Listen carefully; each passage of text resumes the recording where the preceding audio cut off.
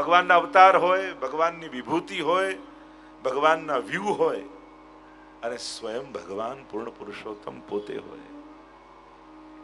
આ કથા અને ગાથા તો પૂર્ણ પુરુષોત્તમ શ્રી કૃષ્ણની છે. અને કૃષ્ણના લીલાના અભિન્ન અંગ રૂપે ગિરિરાજ બાબા બિરાજે છે. ગિરિરાજ બાબા લીલાના સાક્ષી છે, સહાયક છે અને સહભાગી પણ છે. આ ત્રણેય ગુણ ગિરિરાજ બાબામાં છે. ઠાકોરજીની પ્રત્યેક લીલાના સાક્ષી બન્યા છે. એટલે કે અહર્નિશ લીલા, દિવસ અને રાત્રિ બંનેની લીલાના સાક્ષી ગિરિરાજ બાબા છે. રાસાદિક લીલાઓ પણ ગિરિરાજજીમાં છે ને ગૌચરણ આદિ લીલાઓ. એટલે કે પ્રસિદ્ધ વાત છે કે બે ભાવ પ્રધાન રૂપે આપણા સેવાક્રમમાં અને કૃષ્ણ ચરિત્રમાં ચાલે છે. એક તો બાલ ભાવ નંદાલયની લીલા અને બીજી નિકુંજ લીલા. આ બંને લીલા આપણે ત્યાં પ્રાય કીર્તન સાહિત્યમાં પણ તમે જુઓ તો મંગળાથી લઈ શયન સુધી તમને બંને પ્રકારના કીર્તન તમને જોવા મળશે. कीर्तनों में मंगला से लेकर शयन तक सुबह माधुर्य भाव और बाल भाव, नंदालय की लीला और निकुंज की लीला, इन दोनों लीलाओं के दर्शन अष्टछाप की वाणियों में मिलेंगे. तो मंगला समय ठाकुर जी नंदालय में जागे छे, गिरिराज जी में जागे छे. अनेक प्रकार की कथा. એટલે કે गिरिराज बाबा ऐसे हैं जिनको दोनों लीलाओं का अनुभव है. કારણ કે બધા જ ભગવદી ઘણા એવા છે જેને માધુર્ય ભાવનો જ અનુભવ છે, નિકુંજ લીલાનો જ અનુભવ છે, અને ઘણા એવા છે કે જેમને નંદાલયની લીલાનો જ અનુભવ છે. ગિરિરાજજી એવા છે જેને બંને લીલાઓનો અનુભવ છે. સખાઓમાં પણ બે પ્રકારના સખાઓની વાત મહાપ્રભુજીએ કરી, अंतरंग सखा ने बहिरंग सखा. मधुराष्टक में भी कहा ना, गोपा मधुरा. ये गोप भी मधुर भाव को जानते हैं. तो जो सहायक हैं लीला में, ऐसे हमारे गिरिराज बाबा हैं. तो साक्षी हैं, એ દ્રષ્ટાભાવે લીલાને જુએ છે, સહાયક છે, અનુકૂળ કરી આપે છે. આગળ જ્યારે ભગવતી સ્વરૂપ જોઈશું, જે વેણુ ગીતમાં ગોપીઓએ કહ્યું, હંતાય બદ્રીબલા હરિદાસ વર્યો યદ રામ કૃષ્ણ ચરણ સ્પર્શ પ્રમોદ માનમ તનોતિ સહગો ગણયો સ્તયોર્યત પાનીય સૂયવ સ્કંદર કંદ મૂલઈ. તો સાક્ષી છે, સહાયક છે, પોતાની ભીતર સેવાની બધી સામગ્રીઓ પ્રગટ કરે છે અને સહભાગી પણ છે, लीलाना एक अंग पण છે. जो जो लीलाएं होती हैं, गिरिराज बाबा स्वयं लाल धोती उपरणा धारण करके उन लीलाओं में स्वयं सहभागी भी होते हैं. એટલે લીલાનો એક ભાગ પણ છે. क्योंकि कृष्ण लीला वृंदावन, यमुना जी और गिरिराज जी के बिना वर्णन नहीं की जा सकता. આ ત્રણ જ લીલાના મુખ્ય સ્થાનો છે. એટલે મહાપ્રભુજી પરમાનંદાસજીના ઘરે પધાર્યા અને પરમાનંદાસજીને કહ્યું કે છું કીર્તન ગાઓ. અને પરમાનંદાસજીએ ગાયું, હરી તેરી લીલા કી સુધી આવે. અને સાંભળીને મૂર્છિત થઈ ગયા મહાપ્રભુજી. 3 દિવસ સુધી મૂર્છિત રહ્યા. એટલે 3 દિવસ કેમ? તો કે રાસના ત્રણેય સ્થાન, વૃંદાવન, ગિરિરાજજી અને શ્રી યમુનાજી, આ ત્રણેય રાસના મુખ્ય સ્થાન. એટલે કે આ ત્રણેય સ્થાને અખંડ રાસ છે. પણ રાસની જુદી જુદી લીલા. રાસમાં દાન, માન, ખેલ અને રાસ, આ ચારે લીલા થાય.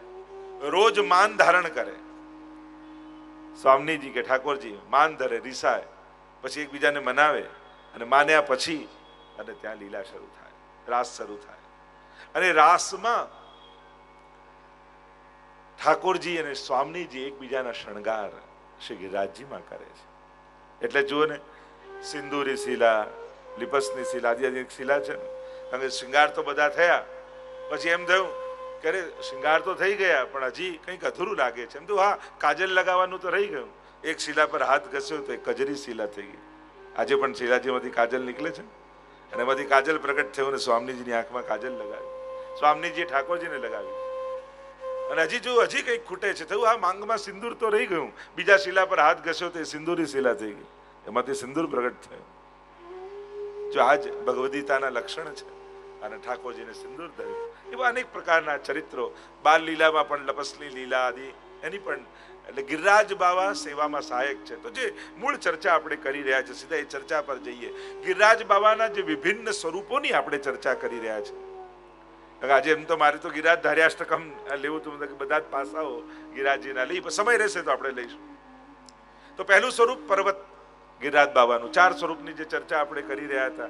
એક પર્વત સ્વરૂપ, પર્વતાકાર આદિ ભૌતિક સ્વરૂપ. જો આદિ ભૌતિક સ્વરૂપને પણ આમ તુચ્છ, હીન કે સાધારણ નહીં માનવું. ઘણી વાર એમ થાય કે આદિ દૈવિક સ્વરૂપ હોય, હા એનું આરાધન તો કરીએ, પણ સેવા અને પૂજા તો ભૌતિક સ્વરૂપની જ થાય. દૂધ ચડાવવા માટે કોઈ આદિ દૈવિક સ્વરૂપે, ભગવતી સ્વરૂપે ગિરિરાજ બાવાનો અનુભવ નથી થવાનો. આપણે તો શિલાજી સ્વરૂપ ગિરિરાજજીમાં જ પૂજન કરીશું. એટલે સ્પર્શ અને દર્શન તો આદિ ભૌતિક સ્વરૂપ, અને આદિ ભૌતિક સ્વરૂપથી યાત્રા શરૂ થાય અને છેક અનુભવ આદિ દૈવિક સ્વરૂપનો થાય. અને એટલા માટે આદિ ભૌતિક સ્વરૂપને પણ સાધારણ અને તુચ્છ નહીં માનવું. આ બધું આમ નથી, આમ છે. ઘણી વાર વસ્તુ આપણે છે ને કે આનાથી ઉપર આ, આનાથી ઉપર આ, આનાથી ઉપર આ, એમ ચડતા ઉતરતા ક્રમમાં નહીં જો, આમ ક્રમમાં કે હા પહેલા આનો અનુભવ. આપણા અધિકારને ઉપર કરવાનો છે, એમના સ્વરૂપને નહીં કે આ મોટું સ્વરૂપ, આ નાનું સ્વરૂપ, આ વધારે મહત્તા, નાની મહત્તા, આ નાનું સ્વરૂપ, પેલું મોટું સ્વરૂપ, અને મોટા સ્વરૂપ મોટી કૃપા કરે, નાના સ્વરૂપ નાની, જે આપણી અંદર ઘૂસી ગયું છે ને પેલું લૌકિક, ત્યાં તો આટલું મોટું સ્વરૂપ, તો આટલું મોટું, તારી શ્રદ્ધા કેટલી મોટી છે એ જો.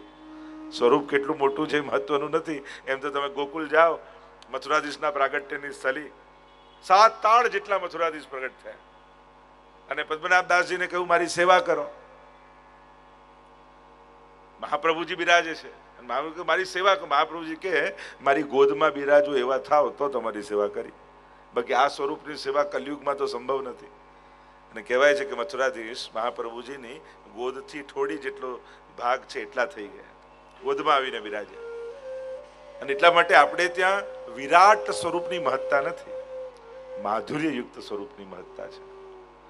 એ ભલે ને અંગુષ્ઠ માત્ર જેવા બાલકૃષ્ણલાલ કેમ ન હોય, પણ એ મહાપ્રભુજીના સેવ્ય એમાં પ્રગટ લાલન બિરાજે છે. પ્રગટતાનો ભાવ જે આપણો છે ને એ જ એમના અનુભવનું કારણ છે. ઠાકોરજીની સાઈઝ કેટલી મોટી છે ને માપવાની કોશિશ ન કરતા, કારણ ઠાકોરજી ક્યારે પણ માપી કે જોખીને તમારી સેવાને સ્વીકારતા નથી. એમ થાય કે આની કટોરીમાં તો 100 ગ્રામ જ દૂધ છે, પેલામાં અડધો લીટર છે, એટલે આના પર વધારે કૃપા કરવાની.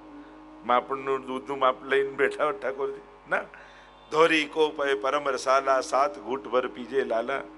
આપણે ત્યાં તો એક કટોરી ધરો અને હસ હસ દૂધ પીવત હે નાથ, લાડલી અચવાય પહેલે ને પાછે આ પગાર. ઠાકોરજી તો એ જ કટોરીનું દૂધ પાન કરીને પણ દાન કરે છે. ઠાકોરજીની વિશેષતા શું છે? આપણે પ્રસાદ ગ્રહણ કરીએ, ઠાકોરજી અધરામૃતનું દાન કરે છે. અને એટલા માટે આપણે ત્યાં ખતમ થઈ જાય એવી આશા નહીં રાખવી. ઠાકોરજી આરોગ્ય ને તો હંમેશા વધે. 5 જણાનું સિદ્ધ કર્યું હોય અને 25 જણા પ્રસાદ લઈ જાય, માનું આજે ઠાકોરજી બહુ આનંદથી આરોગ્ય છે. નહીં તો લોકો આ મર્યાદા માર્ગની આમ રાહ જોતા, આ ખતમ કેમ નથી થતું? તારે ખતમ કરવું છે. જો ઠાકોરજી 15 દિવસે બધું આરોગી જાય ને તો 16મા દિવસે ધરવાનું જ ઓછું કરી નાખે કે આ તો બધું ખાઈ જાય. આપણે નેક ભોગ ઘટાડી નાખીએ કે હવે પોસાતું નથી, આટલું ધરીએ બધું આરોગી જાય અને કાંઈ પ્રસાદ બચે નહીં તો અમારે પાછું નવેસરથી બનાવવાનું. આપણને ખબર જ હોય છે કે પાછું આવવાનો છે પ્રસાદ, એટલે જેટલા લોકો લેવાના હોય એ માપથી જ બનાવતા હોઈએ. પ્રભુ આરોગી જશે એવું 1 જણનું વધારે માપ કરીને બનાવો છો. પૂછ્યું કેટલા પ્રસાદ લેવાના છે? 15 જણાને. 15 જણાનું જ ભરજો. તો ઠાકોરજીનો ભાગ ક્યાં ગયો? તો આપણે એ તો વિચારતા જ નથી. પણ આપણા પ્રભુ જીવ લઈ લે છે, ઠાકોરજી દાન કરે છે. એટલે આપણને એમ થાય કે આપણે સામગ્રી ધરી કે કોઈ બી વસ્તુ ધરી, ખરેખર તો ઠાકોરજી એમાં તમારો ભાવ અંગીકાર કરી એને અધરામત બનાવીને તમને આપે છે. 7 ઘૂંટ પણ દૂધ પીએ ને તો કહ્યું ને 7 પ્રકારની પ્રેમની અવસ્થાનું દાન ઠાકોરજી કરે.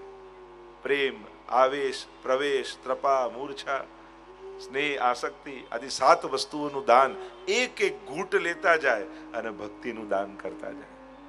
આપણી કોઈ પણ વસ્તુ, સામગ્રી, શૃંગાર ઠાકોરજી જ્યારે ધરે ને ત્યારે ધરીને તદ ભાવનું દાન કરે.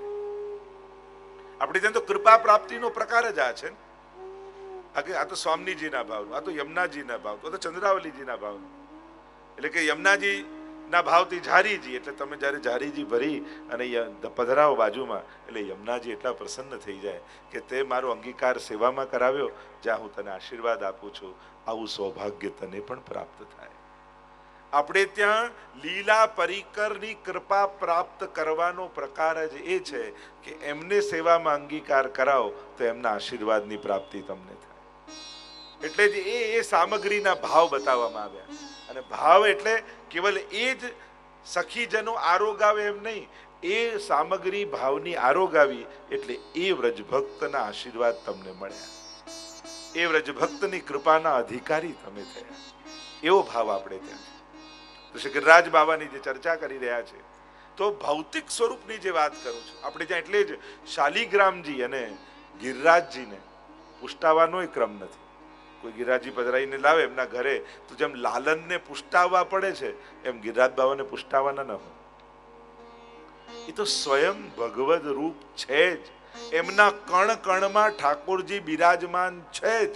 એટલે એમને પંચામૃત કરીને એમાં પ્રભુનો આવિર્ભાવ કરાવવાની આવશ્યકતા હોતી નથી. પુષ્ટિમાર્ગીય ક્રમ એવો છે કે ક્યારે પણ ગિરિરાજ બાવાની પ્રાણ પ્રતિષ્ઠા કે આવિર્ભાવ મહોત્સવ ના હોય, એમને તો સીધે પાટે જ પધરાવાના હોય, કારણ કે એ તો પોતે જ ભગવદ રૂપ છે જ. અને એટલા માટે એમાં આવિર્ભાવની આવશ્યકતા નથી. જ્યાં ભગવદ આવેશ ન હોય ત્યાં આવિર્ભાવ હોય. અહીંયા તો કણકણમાં કૃષ્ણનો ભગવદ આવેશ છે. એટલે ગિરિરાજ બાબા તો સદા પ્રગટ રૂપ જ છે. એટલે જ આપણે ત્યાં સેવામાં બિરાજતા હોય ત્યારે ઠાકોરજીની જેમ સેવા થાય. અને અહીંયા જ્યારે આવીએ ત્યારે પૂજા કરીએ છીએ, ગોવર્ધન પૂજા, ગિરિરાજજીનું પૂજન. પણ ઘરે જ્યારે કરીએ, અને ક્રમ એવો છે જેને ત્યાં ગિરિરાજજી બિરાજતા હોય, કાચા દૂધમાં ખાંડ મિલાવી અને એમાંથી ગિરિરાજજીને સ્નાન કરાવવામાં આવે. એટલે ત્યાં પછી ભલે શીતકાલ પણ હોય પણ ત્યાં ગરમ કરવાની જરૂર નથી હોતી. કારણ કે દેવ છે ને, અમારો દેવ ગોવર્ધન એ વ્રજના દેવતા રૂપે પણ છે. અને દેવતાના પૂજાના ક્રમમાં જો ઠંડુ પાણી ચડે તો ઠંડુ જ, ત્યાં પછી એ વિચાર ના હોય કે ના ગરમ કરીને ચડાવવું, હમણાં શિયાળો છે. ના, એ લોકોના દેહ યથા દેહે તથા દેવે પ્રકારથી સેવામાં થાય. પૂજામાં તો વિધિની જ પ્રધાનતા. એટલે જે વિધાન કરવામાં આવ્યું હોય એ જ પ્રકારે એના ક્રમ કરવામાં આવે. અને એટલા માટે જ જ્યાં જેનું જે વિધાન હોય એનું અતિક્રમણ ક્યારે કરવું નહીં. તમે કોઈ પણ તીર્થમાં જાઓ અને ત્યાંના જે દેવતા, ગિરિરાજજીનો જે ક્રમ હોય એ પ્રમાણે ત્યાં પછી પોતાના ભાવાવેશ કરીને હું આમ કરું, આમ કરું, આમ કરું. યા યમુનાજીનો જે ક્રમ છે એ જ ક્રમ. અને આપણે ન જાણતા હોય તો આચાર્યો પાસે આજ્ઞા લઈ આવી.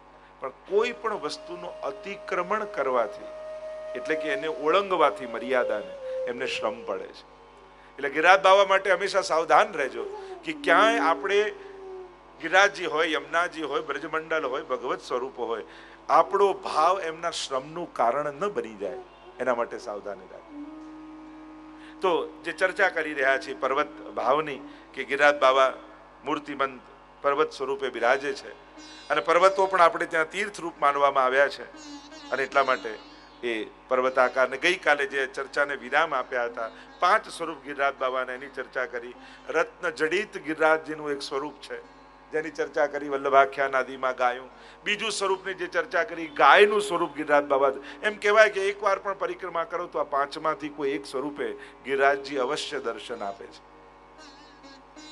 પણ સેવા કરનારે દર્શનનો પણ આગ્રહ બહુ નહીં રાખો. હા, એ કૃપા કરીને અનુભવ કરાવે એની કૃપા.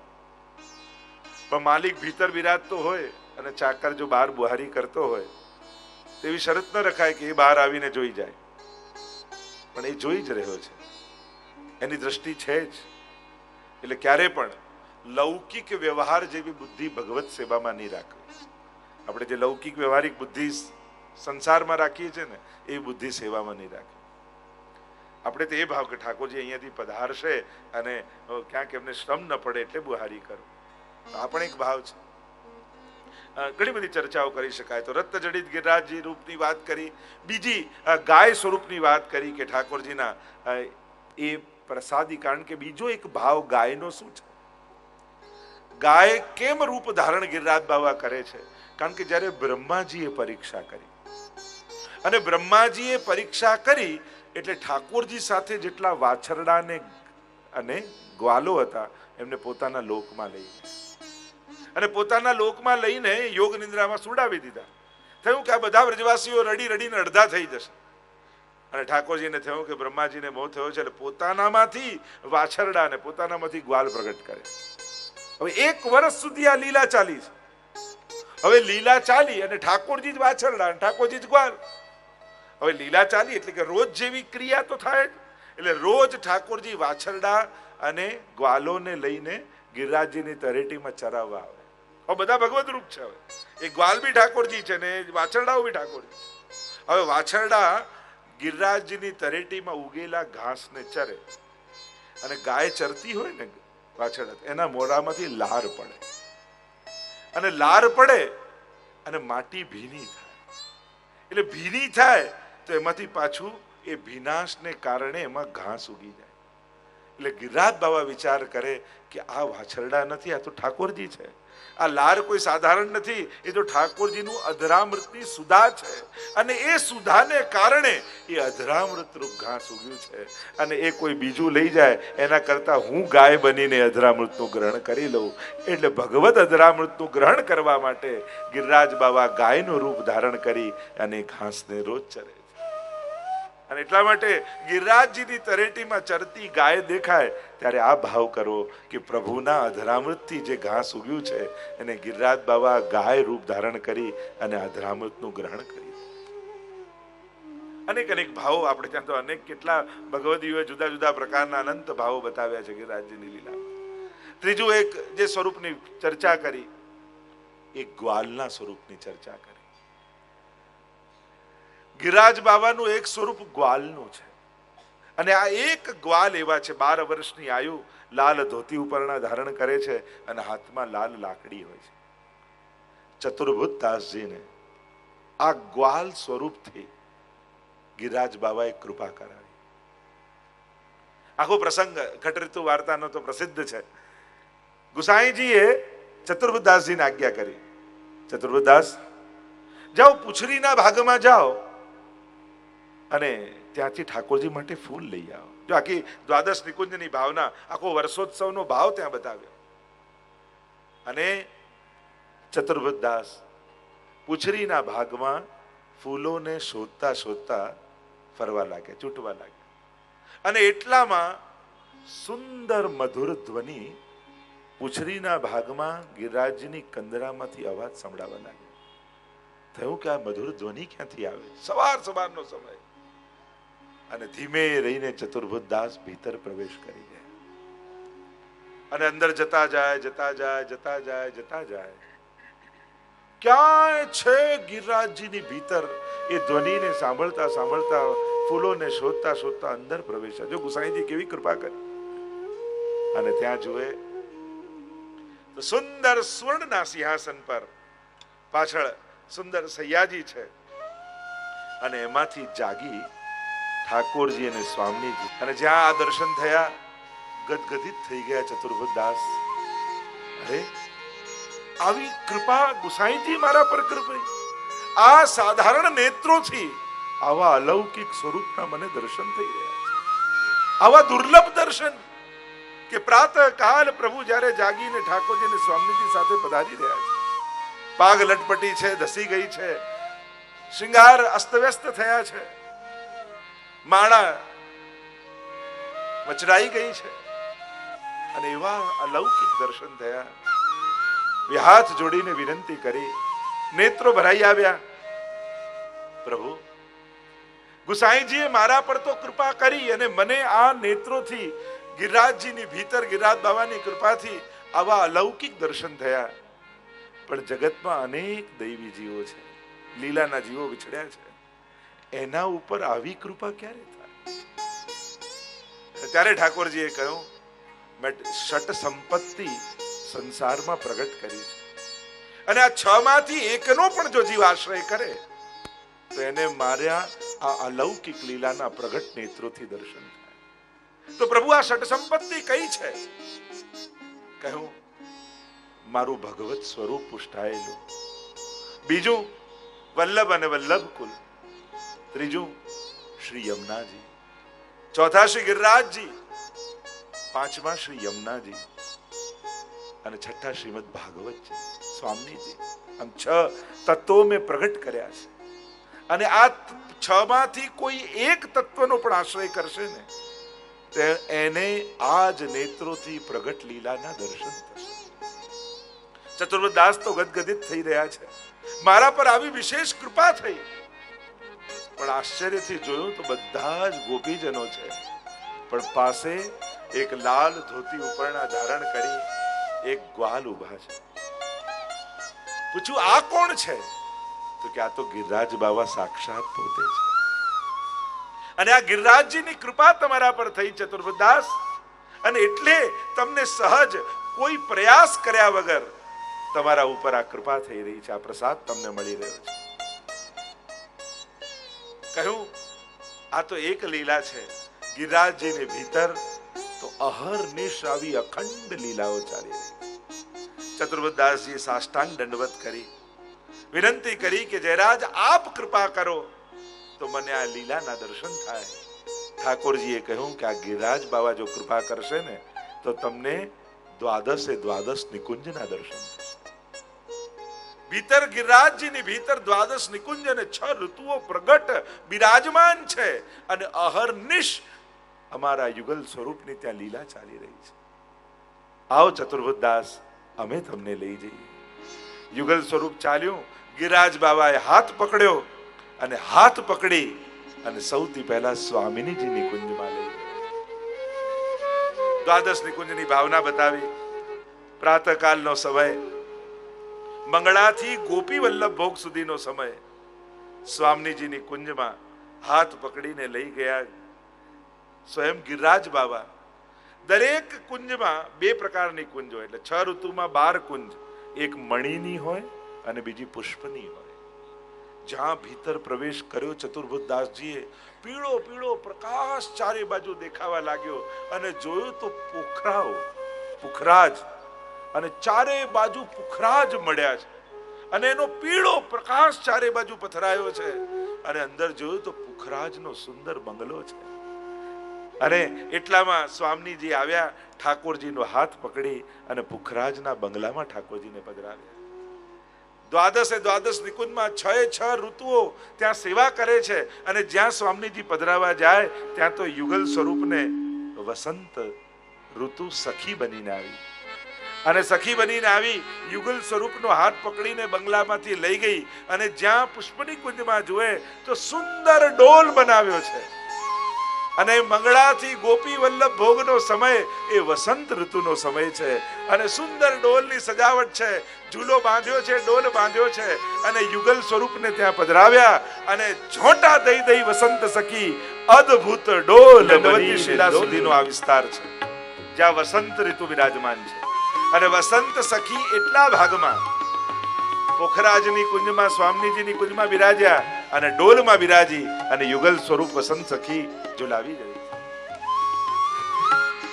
तुम झूलो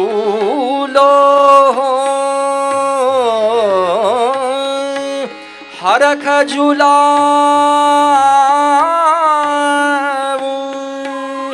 वृंदावन चंद घनी मनमोहन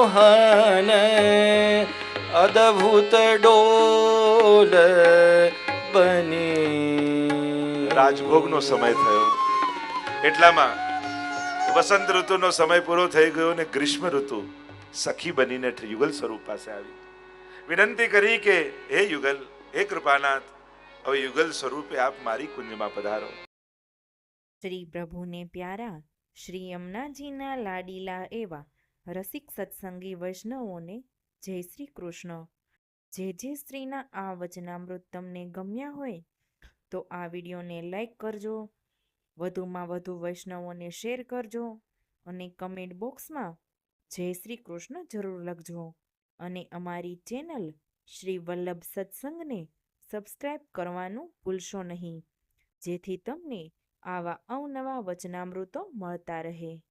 સર્વે વહાલા વૈષ્ણવોને ભાવથી જય શ્રી કૃષ્ણ.